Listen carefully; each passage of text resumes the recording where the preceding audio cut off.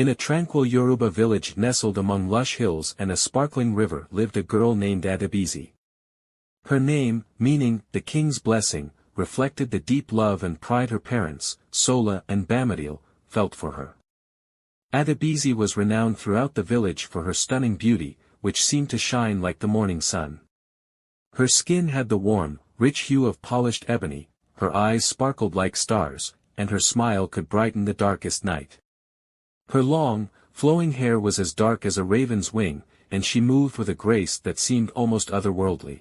But Adebisi's beauty was more than skin deep. She was kind and humble, always helping her parents with their small farm and treating everyone with respect despite their modest means.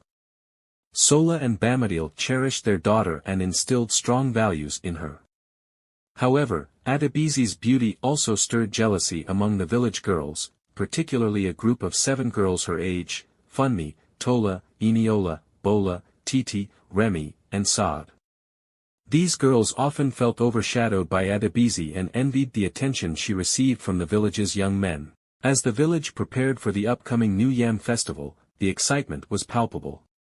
The festival was a joyous occasion filled with music, dancing, and feasting.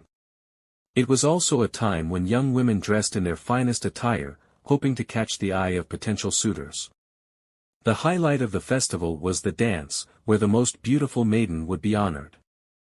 One day, while Adebisi was fetching water from the village spring, she encountered the 7 girls.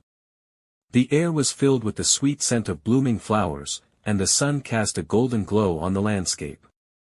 The girls, dressed in brightly colored wrappers and adorned with beads, greeted Adebisi with smiles that barely concealed their true feelings. Funmi, with a voice laced with false sweetness, invited Adebisi to join them at the festival. "It's going to be a grand event," she said, "and you should be there." Adebisi hesitated, looking unsure. "I would love to, but my parents need me. There is much work to be done at home, and I cannot leave them alone," she explained, her voice soft yet firm. Tola pressed on, her tone insistent. "Surely you can spare some time, Adebisi. This festival is important, and everyone will be there." Adebisi shook her head gently. "I'm sorry, but my duties come first. My parents rely on me," she replied, feeling a twinge of regret. The girls exchanged glances, their smiles faltering. They bid her farewell, but as they walked away, their faces twisted into expressions of jealousy and anger. The village often whispered about Adebisi's beauty, and the young men lavished her with attention, much to the dismay of the other girls. The 7 girls, in particular, harbored a deep resentment toward Adebisi, feeling that her presence diminished their own chances of being admired during the festival. "She always gets all the attention, and it's not fair." Saad nodded in agreement. "She's too beautiful for her own good.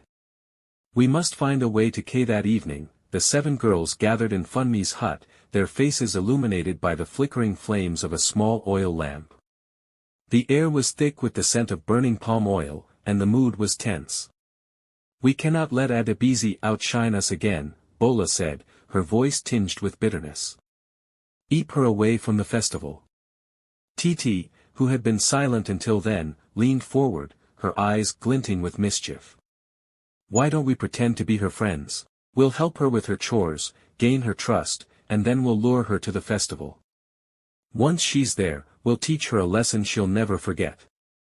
The plan was met with eager nods, and the girls decided to visit Adebisi's home every day, offering their help with her chores under the guise of friendship. They hoped that by doing so, they could manipulate her into attending the festival, where they would exact their revenge.